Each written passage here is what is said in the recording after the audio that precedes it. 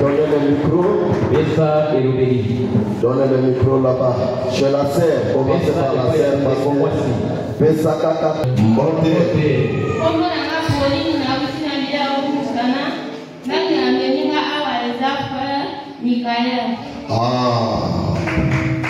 Acclamons le Seigneur Jésus-Christ.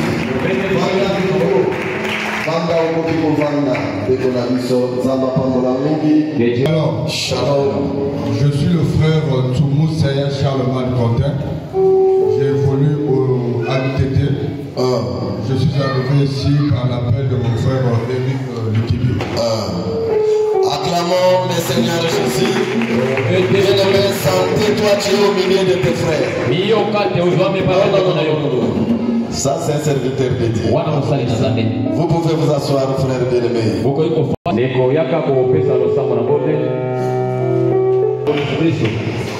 Je vous salue tous au nom du Seigneur Jésus-Christ.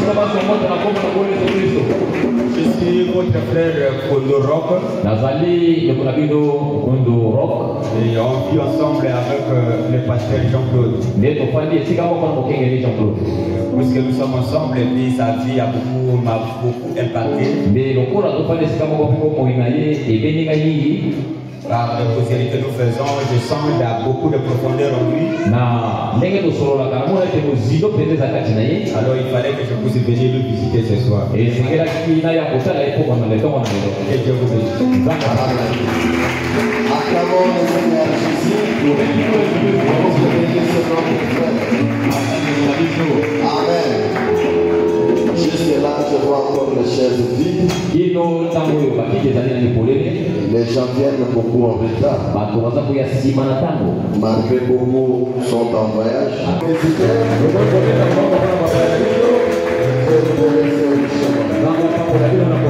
Nous avons un anniversaire ici.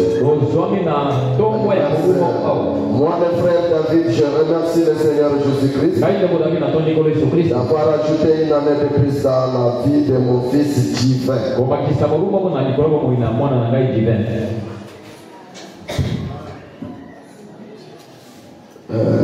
Est-ce qu'on peut chanter joyeux anniversaire pour nos frères?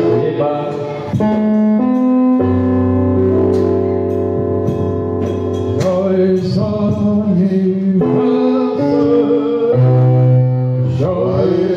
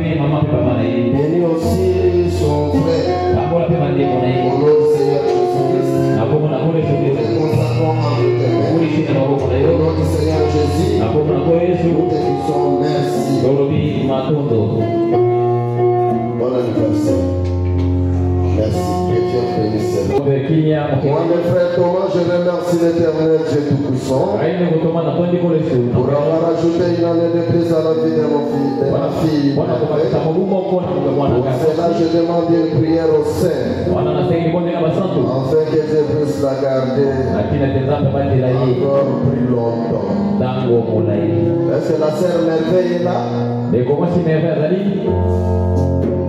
On a mené une merveille.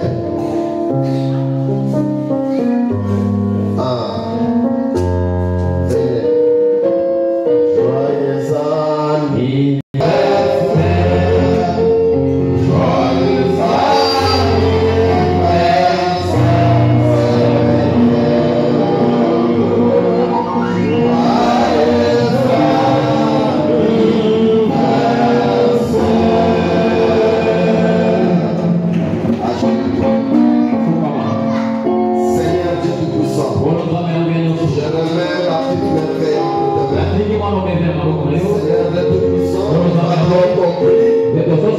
C'est toi le très protecteur. Appelle la Seigneur. Plus tard de venir. Elle vivre longtemps sur la terre. Je la remets, je la consacre entre tes mains. Au nom du Seigneur Jésus-Christ, nous te prions ici. Amen. Joyeux anniversaire.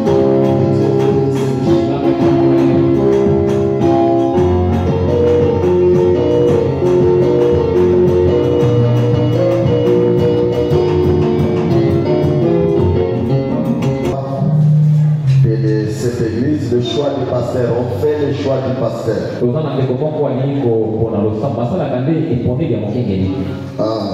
Il veut choisir selon le choix d'une église.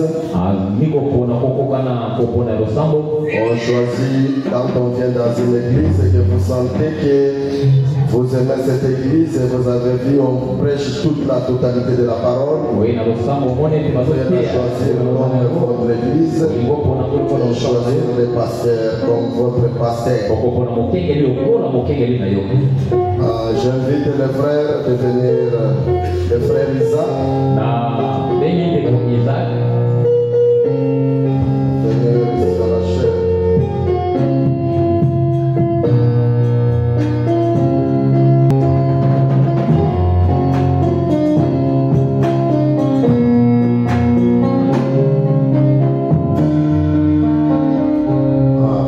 Regardez l'assemblée.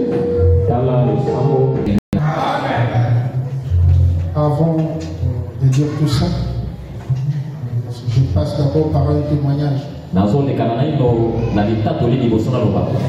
la même façon, ça se passe pour choisir une épouse. C'est de cette même façon, ça se passe pour choisir une église. Parce que tout ce qu'on appelle choix, ça se passe à trois choses. Fréquenter cet endroit, fréquenter le lieu, écouter ce qui se passe. Ensuite, tu prends la décision. C'est pas maintenant que je fréquente cette église. C'est depuis longtemps, depuis la Rimonza. Je venais, je partais. Jusqu'ici. Je connais le pasteur Claude. Je ne connais pas son pour ça sa vie parce que je ne suis pas Dieu. Je connais assez pour lui faire confiance. Et voilà pourquoi je prends aujourd'hui cette décision. Si tu as une conversation que j'ai avec lui, si tu as une causerie qu'on a eu, j'ai décidé de le choisir comme mon pasteur. Je vais tabernacle comme étant mon église.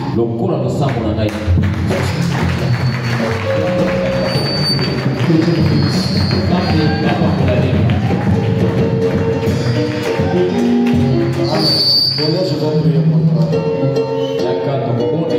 Dieu Tout-Puissant, si on peut choisir les hommes, on devait choisir le Seigneur Jésus. Seigneur Dieu Tout-Puissant, je remets le frère entre tes mains. Qu'il soit le bienvenu au milieu de nous. Tout arme projet contre lui, qu'il soit mis les sans effet. Donne-lui la parfaite santé. On augmente encore sa foi. Gardez-lui dans la parole. Que soit une bénédiction dans cette église. Je le remercie de notre Dieu. Je le reçois dans mon cœur. Comme fils. Comme tout autre fils dans cette église. Au nom du Seigneur Jésus-Christ. Est-ce que le sang de Jésus-Christ au nom du Seigneur Jésus, nous te prions ici. Amen. Amen.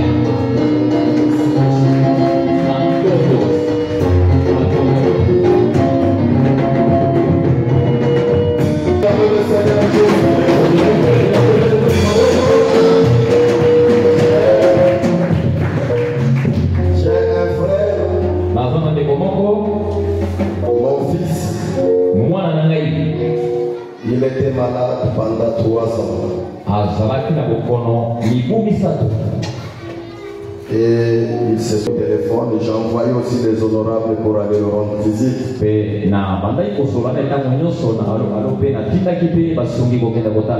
y a des ordonnances, j'ai payé cela. Alors aujourd'hui, il est au milieu de nous. Je dois beaucoup le connaître ici. Beaucoup le connaissent ici.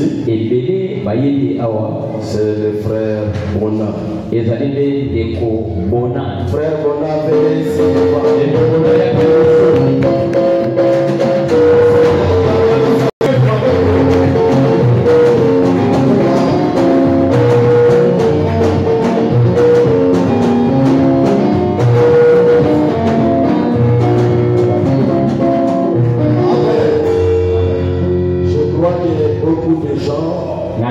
Peut-être croyez que le frère Bona avait quitté l'église.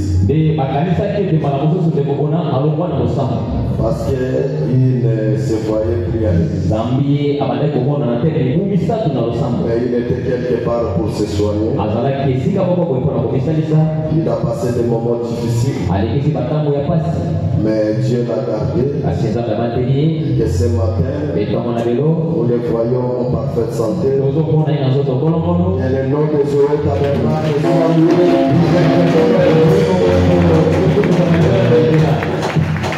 Amen. J'ai un mot à dire.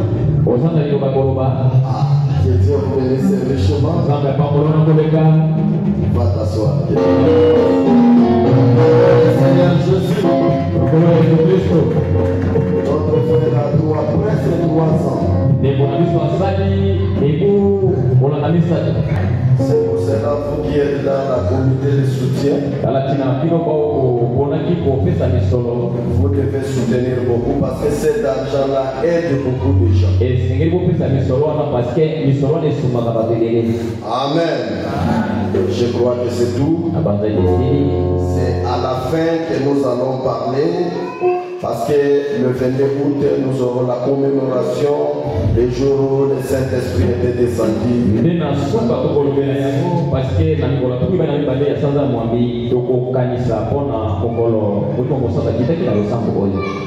Je suis en convalescence. Je vais voir comment je vais, parce que ce sont des enseignements que je prends parfois 2 mois, 3 mois.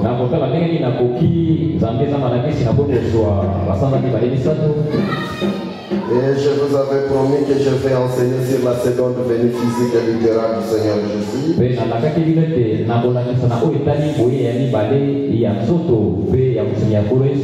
À la fin du culte, on va parler, voir comment nous devons organiser cela. Et je crois que le 22 août, ça sera un certain vendredi.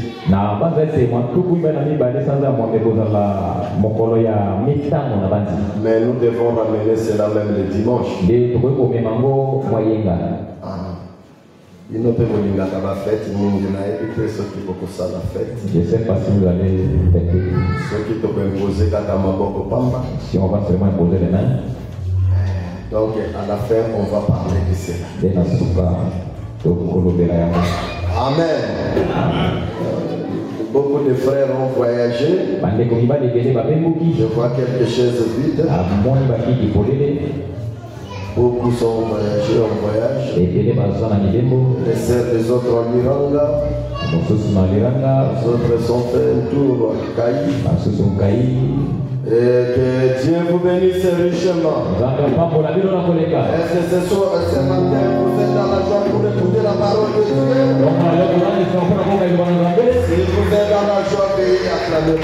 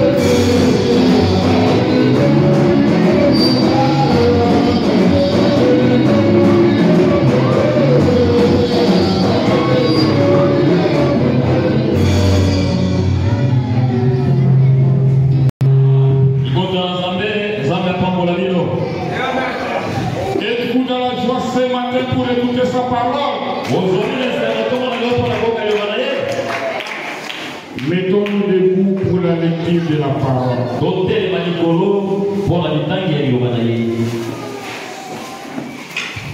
Éphésiens chapitre 6. On commence au verset 10. Éphésiens chapitre 6 verset 10. Au reste, fortifiez-vous dans le Seigneur. Et par sa force toute puissante, revêtez-vous de toutes les armes de Dieu, afin de pouvoir tenir ferme contre les ruses du diable. Car nous n'avons pas à lutter contre la chair et le sang, mais contre les dominations, contre les autorités, contre les esprits méchants dans le lieu céleste. C'est pourquoi tenir ferme après avoir tout surmonté. Tenez donc ferme. Ayez apporté la vérité pour ceinture. Revêtez la cuirasse de la justice. Mettez pour chaussure à vos pieds les ailes que donne l'évangile de paix.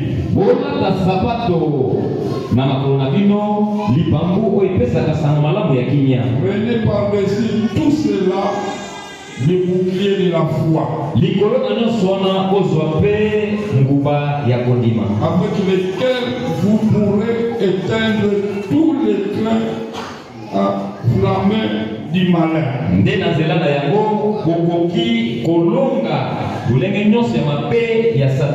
Prenez aussi le casque du salut et l'épée de l'esprit qui est la parole de Dieu. Faites en tout temps par l'esprit toutes sortes de prières et de supplications. Veillez à cela avec une entière persévérance.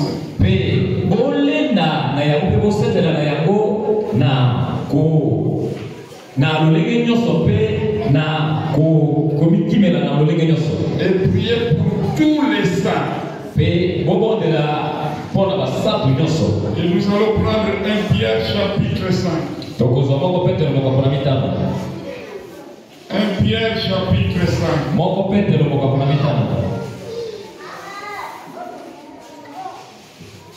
On commence au verset 8. Soyez sobres. Veillez. Votre adversaire le diable, résistez-lui avec une foi ferme,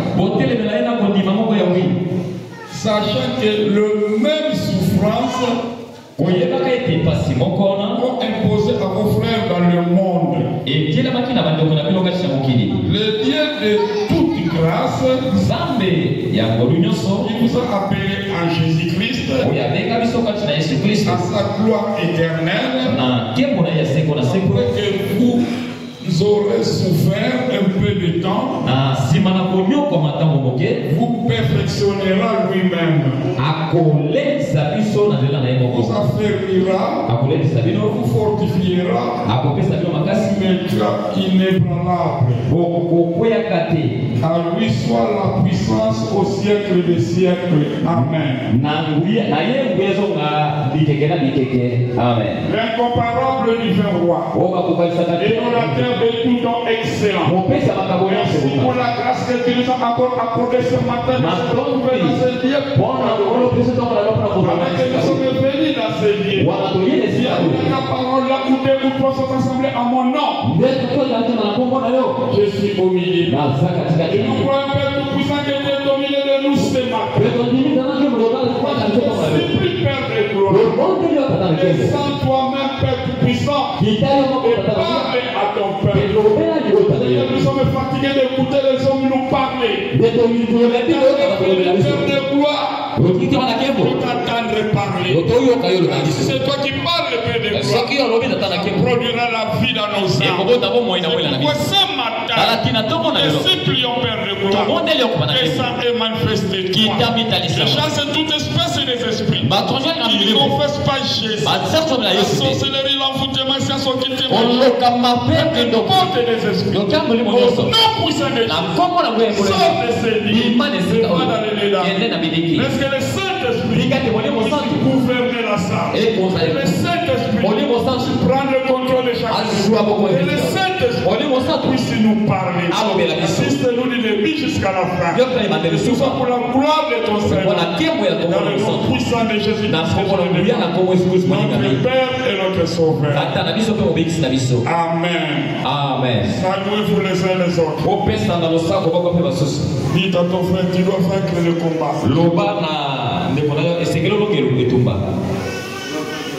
Amen. Êtes-vous dans la joie ce matin pour écouter sa parole? Je ne vous entends pas. Êtes-vous dans la joie ce matin pour écouter sa parole? Oui, il faut se retrouver dans la joie. Chaque enfant de Dieu, qu'il vient à la maison de l'Éternel, David le disait, je suis dans la joie quand on me dit d'aller dans la maison de l'Éternel. Amen. David le disait, tu dois être convaincu que je suis venu dans la présence de Dieu. Dans la présence de Dieu que je suis venu, je trouverai la solution de mon problème. Il ne peut pas avoir la solution de ton problème en dehors de la parole de Dieu, en dehors du message de Dieu. Tout ce que nous avons besoin, c'est dans la parole. Vous avez besoin de l'argent, viens dans la parole. Vous avez besoin du mariage, viens dans la parole. Vous avez besoin de la guérison, viens dans la parole. Vous avez besoin de la solution de votre problème, viens dans la parole. Tout cela pour vous amener à être convaincu le message que nous avons créé de la fin est vrai. En dehors de ce message, il n'y a pas la solution. Si toi tu viens avoir la solution dans ta vie, tu dois demeurer dans la parole. Tu dois rester dans le message. Être fier de ce message. Tu dois défendre le message. Un chrétien doit défendre la parole. C'est pour moi qu'il est chrétien. Il n'est pas chrétien. Croiser le bras. Un chrétien ne croise pas le bras. Un chrétien, il est en plein combat. Amen. Il est en plein combat. Tu dois savoir que ton combat là, il finira que le jour de ta mort. Tant que tu vis encore sur la terre, il continue à combattre. Il rencontre toujours l'opposition. Il rencontre toujours des problèmes. Il rencontre toujours des maladies. Il rencontre beaucoup de choses. Toutes ces choses, pour les combattre, il doit faire au moyen de la parole. Pourquoi quand le diable fait dire au jardin d'Éden pour séduire Ève, le diable n'a pas attaqué Ève, mais le diable avait attaqué la parole. Amen. Parce qu'il savait que si j'attaque la parole, Ève résonne à la parole, elle serait désarmée. C'est ça qui s'est passé. Parce que quand le diable, comme nous l'avons vu la fois passée, le diable aussi étudie le tic-tac, le tactique pour combattre les chrétiens. Lui, il est en train d'étudier cela dans la parole que nous écoutons. Pendant que nous écoutons la parole de Dieu, le diable aussi vient écouter la parole de Dieu.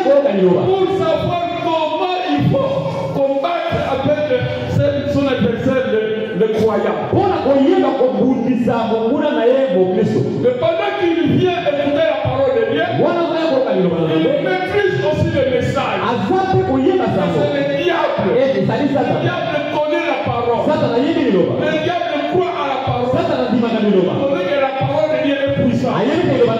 C'est pourquoi il étudie la parole pour faire résonner aux croyants. Malgré c'est la parole, mais qui ne réussira pas. C'est ça qui se passe dans la vie de croyants. Le croyant commence à lâcher. Le croyant ne connaît plus leur position actuellement. Pourquoi? Parce que tellement qu'en plein combat, beaucoup de croyants qui ont abandonné les armes. Ils sont devenus comme toute autre personne. Ils sont devenus comme les gens du monde. Mais je vais croire du message. C'est pour vous dire, quand il reçoit le Saint-Esprit, ne croyez pas qu'il ne commettra pas de fautes ou des erreurs.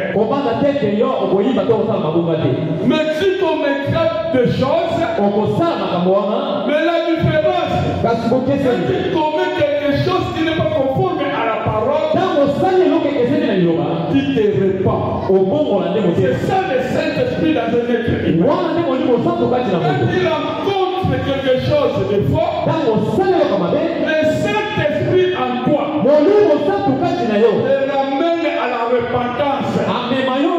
Et c'est ça le vrai Saint-Esprit de un être humain. Toi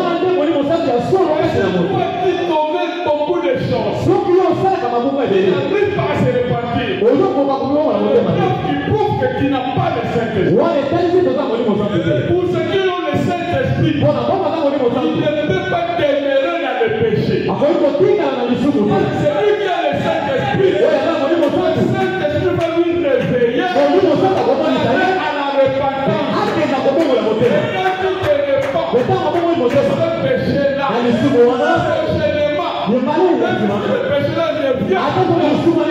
Il le vaincra. Il va le surmonter. Il connaît que ce péché-là est induit dans l'erreur. Je suis repenti.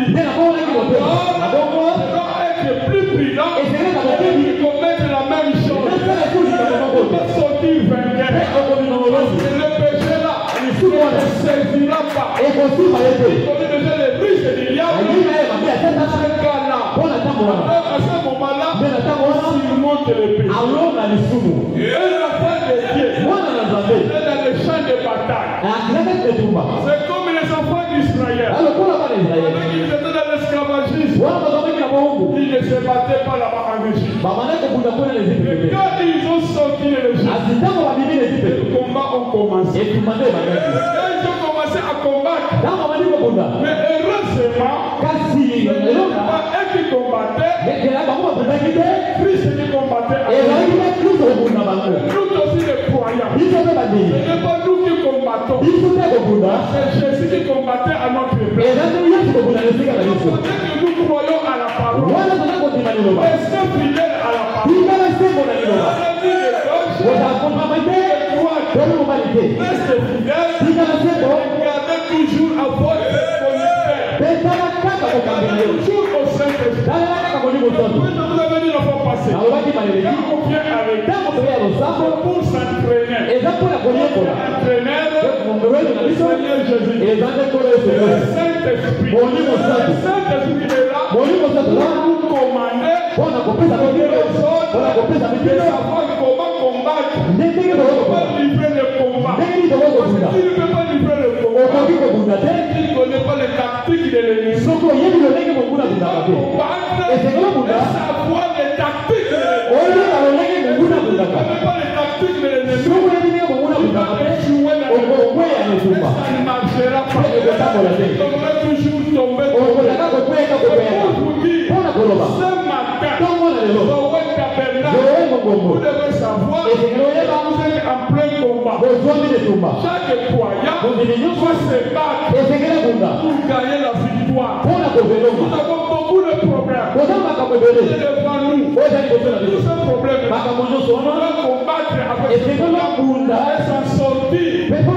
vainqueur.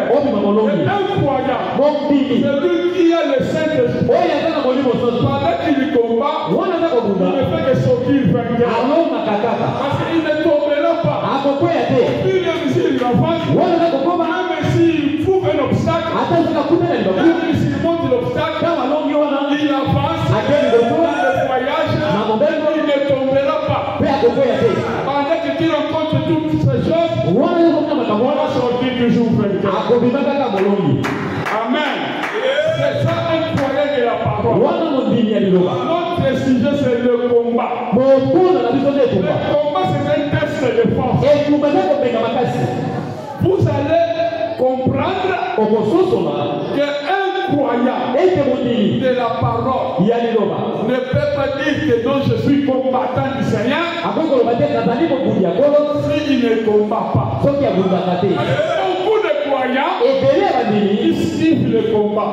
Il ne faut jamais fuir le combat. Restez au front. C'est pendant que tu sortiras vainqueur. La Bible dit c'est lui qui vaincra. Pour vaincre, on va combattre. Il ne peut pas vaincre s'il n'y a pas le combat. Pour vous dire, sache-le bien. Tout ce qui se passe dans ta vie, Dieu connaît pourquoi cela arrive. Cela arrive dans ta vie pour attirer votre attention et savoir que cette terre ne t'appartient pas. Il est passager.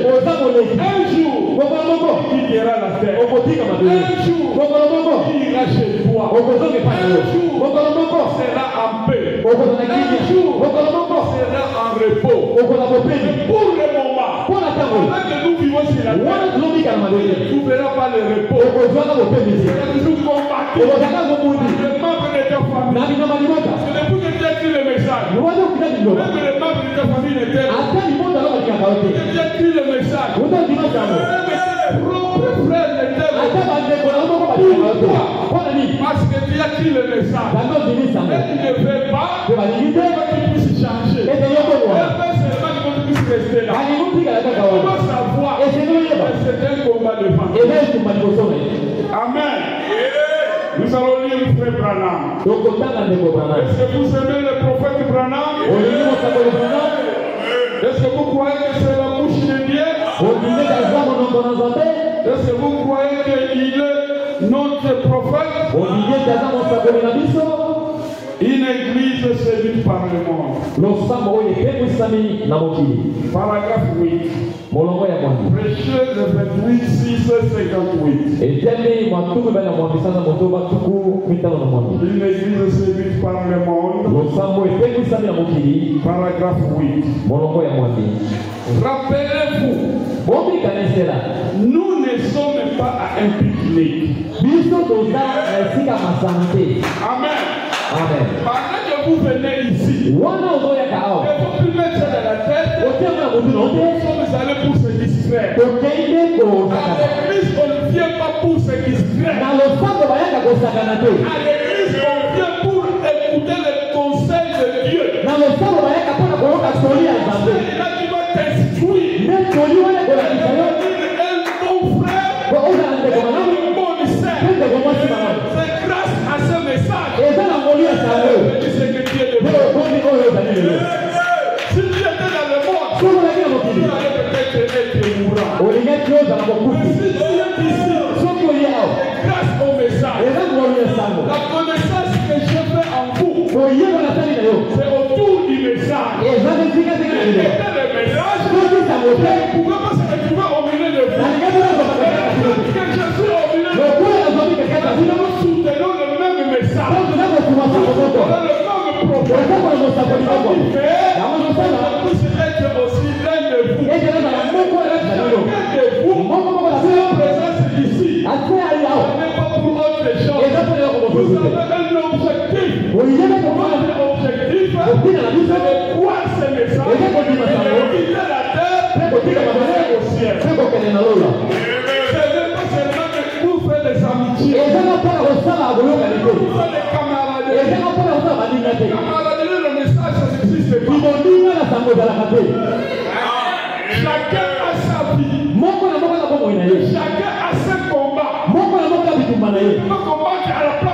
autre personne.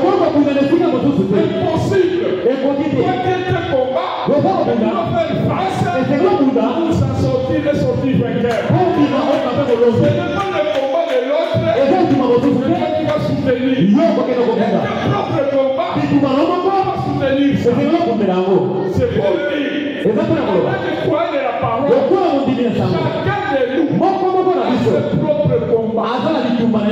Et tu dois sortir vainqueur. Ce matin, c'est un rappel. Comme le frère Branham nous dit ici, appelez-vous.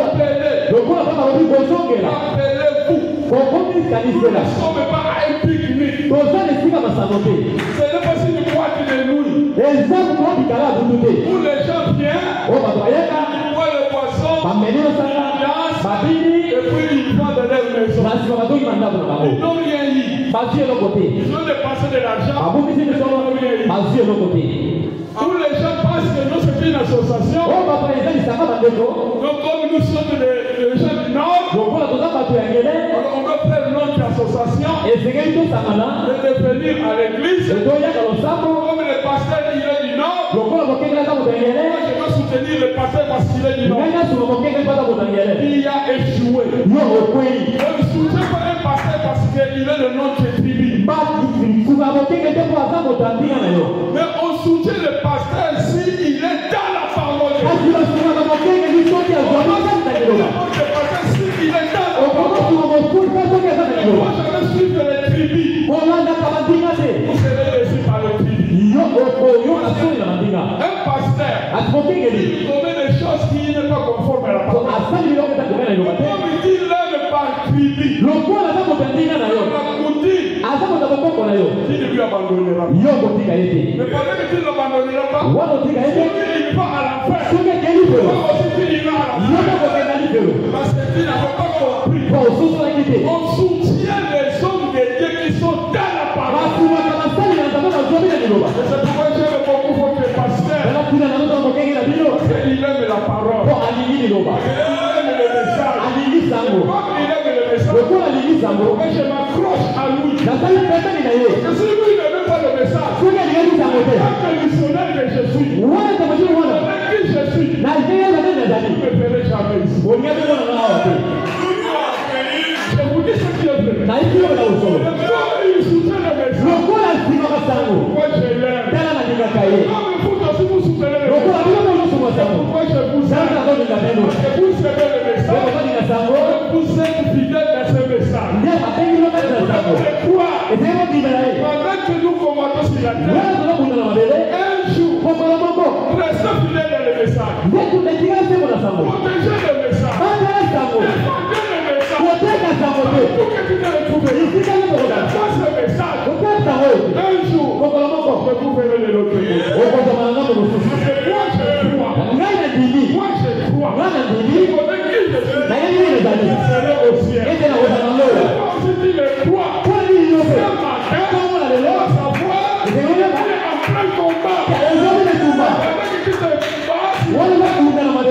Alors tu dois tenir ferme.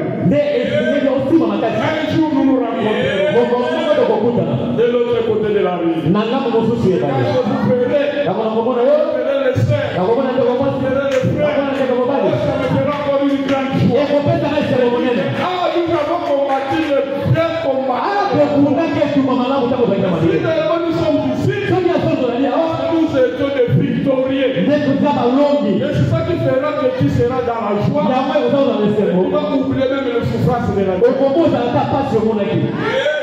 Amen. C'est pourquoi quand tu viens à l'église, tu dois savoir pourquoi tu es venu à l'église.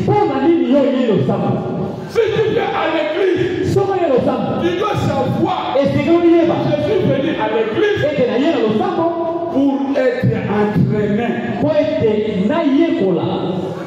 Parce que tu es en plein entraînement. Parce que tu rencontreras l'ennemi des rois. Parfois tu seras seul. Parfois tu seras dans un coin là isolé. Toi seul avec ton ennemi. Mais que feras-tu? Tu vas seulement passer sur la parole. C'est incroyable. Tu ne peux pas s'éloigner de la parole. Il marche avec la parole. Partout que tu te retrouves, la parole est avec toi. C'est pourquoi la Bible dit, si vous demeurez en moi,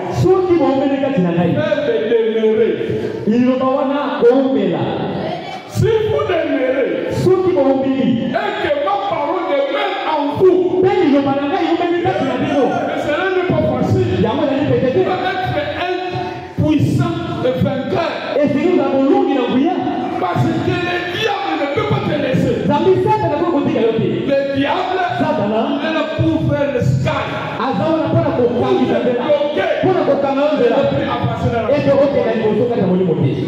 C'est pourquoi les gens raisonnent beaucoup. Et le raisonnement vient du diable. C'est pour ça que le diable utilise la Bible. Les gens ne croient pas. Les gens raisonnent beaucoup. Amen. Nous continuons. Nous ne sommes pas à un pique-nique. Nous sommes plutôt sur un champ de bataille. Amen. Chacun de nous doit savoir qu'il est dans le champ de bataille. Et chacun de nous doit savoir qu'il doit vaincre son ennemi. En Israël, quand ils sont entrés dans la terre promise, le combat n'était pas fini. Et quand Josué a commencé à partager chaque territoire, il donne le territoire de Juda, Ephraïm, de Benjamin, et chaque tribu avait son propre territoire. Et dans chaque territoire, il ne faisait que combattre. Parce que dans le territoire, il n'était pas qu'il y avait la paix. Ils sont allés trouver les gens qui vivaient déjà dans le pays. Et pendant que les gens vivaient dans le pays, et maintenant, pendant qu'ils se retrouvaient là-bas, ils ne faisaient que se battre avec ces gens-là. Au fil et à mesure qu'ils avançaient, ils ne faisaient que gagner. Au fil et à mesure. Mais ce n'est pas dans un jour qu'ils ont récupéré tout le pays.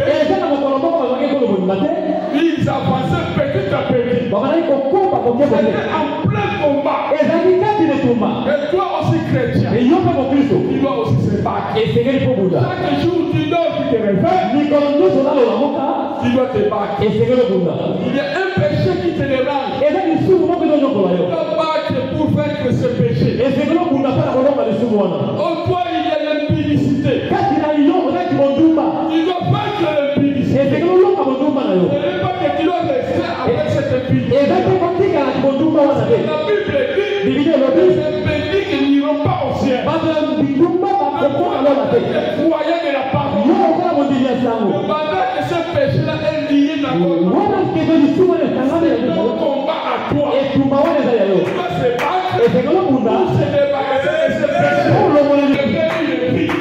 Le preuve qui prouve qu'il n'y a pas le Saint-Esprit. Parce que quelqu'un qui a le Saint-Esprit, il peut tomber, il se répand, prochainement, il vaincra ce péché. Et il va continuer le marche. Pendant que tu continues à marcher, tu dois savoir qu'il y aura toujours des obstacles devant toi. Et dans le même jour, il y aura tous tes ennemis. Au fil et à mesure, tu avances, petit à petit, et Dieu te fait grâce. Dieu est impudique, impudique est tombé. Dieu était un escroc, l'escroquerie est tombée. Dieu était un menteur, l'opposition est tombée. Tu n'es pas ce que tu étais, et tu n'es pas ce que tu devrais devenir. Tu es en train de marcher. Pendant que tu marches, Dieu aussi te fait grâce. Quand tu marches, Dieu lui-même prendra soin de toi. Aucune personne n'a la capacité de vaincre le diable. Comme je l'avais dit, le diable est puissant.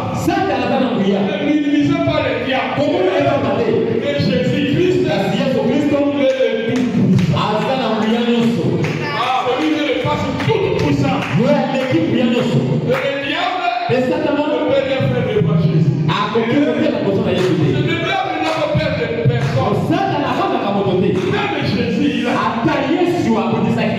Regarde le diable, il est tellement impoli. Tellement il est impoli. C'est pourquoi il bouscule tellement les enfants de Dieu. C'est pourquoi les enfants de Dieu. Faites attention à tout ce que vous faites. Il veut d'abord regarder la volonté de Dieu. Est-ce que ce que je veux faire, c'est la volonté de Dieu? Si ce n'est pas la volonté de Dieu, ne le faites pas. Si tu vas faire ça, tu vas échouer. Un enfant de Dieu, tout ce qu'il fait, conformément à la volonté de Dieu. C'est pour vous dire, nous ne sommes pas impliqués. Nous sommes des gens de bataille. Bien les gens pensent qu'une fois devenus chrétiens, c'est tout ce qu'il leur fallait faire. Que le problème est réglé. Est réglé pour toujours. Et que comme ils sont chrétiens, tout ira comme sur des roulettes. Et si tu deviens chrétien, si tu as reçu le Saint-Esprit, mais qu'on ne dit pas que les problèmes sont finis. Et frère Branham me dit, si tu reçois le Saint-Esprit, à ce moment-là, les problèmes commencent. Et tu dois savoir qu'avec le Saint-Esprit, ça va t'amener au front. Parce qu'à ce moment-là, c'est battre pour l'ennemi. Ne faut jamais se livrer. Ne faut pas sortir de la front. Restez là. Parce qu'un vrai militaire, même s'il est devant une défaite, il n'abandonnera pas son âme. Et un vrai croyant de la parole, même s'il se trouve devant une défaite, la parole va me révéler. C'est pourquoi c'est Dieu lui-même qui prend soin de ses enfants. Et c'est Dieu lui-même qui marche devant ses enfants. C'est pour vous dire, ne faut jamais avoir l'habitude de juger quelqu'un. Celui-là c'est un païen. Celui-là n'ira pas au ciel. Faites à toi. C'est pour vous dire, ne faut jamais précipiter de juger les gens. Celui qui a le Saint-Esprit, il aura toujours les soucis pour les âmes perdues. Et les attirer encore dans la parole. Nous combattons pour la victoire. Et le diable est en train de désarmer les enfants de Dieu. Beaucoup des enfants de Dieu sont désarmés à cause de la négligence de la parole. Et si vous négligez tellement la parole, c'est jusque-là, beaucoup de croyants ne pas encore mis Jésus en première position. Amen. Beaucoup de croyants qui croient à la parole, qui croient au message, et ils n'ont pas mis Jésus en première position. Et pendant que Jésus n'est pas en première position, tu dois savoir que tu es encore loin du combat. Il ne combat pas. Celui qui combat va avoir des cicatrices. Le combattant prend la victoire. Quand tu vas regarder son visage, des cicatrices, même dans les mains, même dans les ventres, les blessures de l'ennemi. L'ennemi ne te laissera jamais tranquille. Il va te bousculer. Tout faire. De faire tomber. Si tu es chrétien aujourd'hui,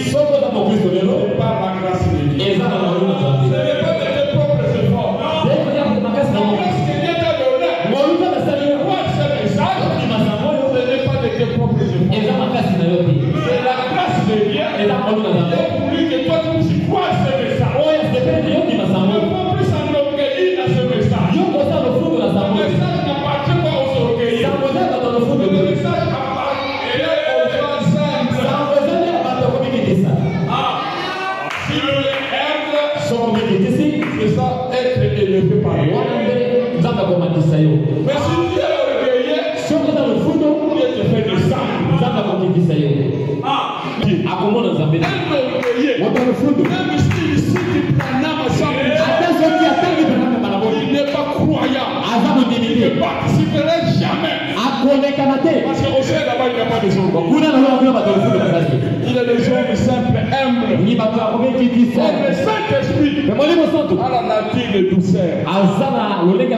Le Saint-Esprit n'a pas la nature d'orgueilleux. Des avantages. C'est ça le combat qui est devant toi, mon frère. Et tu dois le vaincre. Parce que le combat là, ça fait rage. Le raisonnement de la parole. Le croyant des hommes en tout moment. Pourquoi? C'est les tactiques de l'ennemi. Amen. Ne croyez pas que dès que tu deviens chrétien, que tous tes problèmes sont réglés. Frère Branham dit non, ce n'est pas ça. Et il continue. Ne vous y mettez jamais cela en tête. Car si je suis devenu chrétien, c'est pour combattre le bon combat de la foi. Donc chacun de nous, pendant que tu te dis que chrétien, dans cette église, tu dois savoir, tu dois se battre. Ce n'est pas être chrétien et croiser les bras. Non, mais tu dois se battre. Alors, tu dois te battre au combat de la foi. Si je suis devenu chrétien, c'est pour aller au front.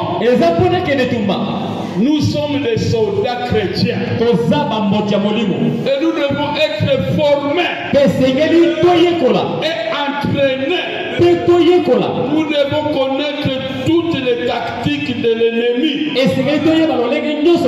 pour savoir comment nous fortifier, pour savoir comment livrer les combats. C'est pourquoi on vient à l'église pour être formé. Nous sommes en pleine formation. Parce que quand tu étais dans le monde, tu portais des bijoux pour les sœurs, tu portais des chaînettes en or, tu faisais tout ce que tu pouvais faire. Mais quand tu deviens chrétien, le message exige que tu ne peux pas être pareil avec les gens du monde. Cela n'est pas facile aussi. Amen. Cela veut dire que ce n'est pas aussitôt qu'ils abandonnent ça. Mais c'est un combat. Parce que beaucoup de sœurs, ils sont assis ici. L'esprit de maquillage est encore dans leur tête. Alors, comme c'est un combat, mais bien aimé sœurs, à ce moment-là, tu es en train de combattre. Mais si rien, alors ça t'amènera toujours des amis. Ça t'amènera toujours des problèmes. C'est pourquoi, en tant que croyant de la parole, nous devons savoir que la parole que nous avons prise exige la séparation totale. Parce que vous êtes en train d'être formés jusqu'à ce que vous irez au ciel. Le ciel que tu vas partir, ce n'est pas le ciel de la facilité. C'est le ciel qui va te mener à combattre pour entrer au ciel. C'est pour vous dire le message de ce matin. C'est pour vous réveiller, comprendre votre place dans la parole. Parce que le combat que tu es en train de mener, tu n'es pas la seule qui mène ce combat. Beaucoup de croyants dans le monde. Mais tous ces croyants sont en train de mener le combat. Mais s'il y a un problème, et toi tu n'arrives pas à vaincre, tu dois voir le pasteur. Pour qu'il vous aide à vaincre ce combat. Parce que tu ne peux pas rester comme ça avec ce problème. Ça ne peut pas rester comme ça. Parce que tu es chrétien. Tu es là pour lutter. Tu es là pour combattre. Tu ne peux pas croiser les bras. Tu dois chercher la solution et avoir la solution de ton problème. Parce que c'est ton problème à toi. Et tu dois lutter pour vaincre ça. Amen. Nous continuons. Nous sommes des soldats chrétiens. Et nous devons être formés de toutes les tactiques de l'ennemi. Pour savoir comment nous fortifier. Pour savoir comment nous faire le combat. Ça c'est Frère Branham qui nous donne ce conseil. C'est pour dire que ce matin, chacun de nous doit se réveiller. Parce que l'église, quand on vient à l'église, on ne vient pas seulement pour se regarder. On ne vient pas seulement pour regarder les habits que parce qu'il y a une compétition même des habits dans les serres. Dans les grandes églises. C'est-à-dire que les jours de l'image, on porte des habits là qui attirent les gens. Et toutes ces choses, les croyants de la parole sont mêlés à ça. Et comme je vous avais dit la fois passée, les combats que nous menons, vous devez savoir que le diable est entré dans la parole. Et comme le diable est entré dans la parole, pour découvrir les tactiques de l'ennemi, il doit avoir le Saint-Esprit.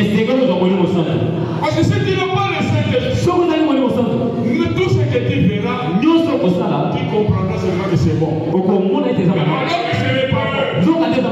C'est pour vous dire, en tant que les croyants de la parole, nous devons être des voyants soldats. Un soldat, c'est quelqu'un qui se bat chaque jour.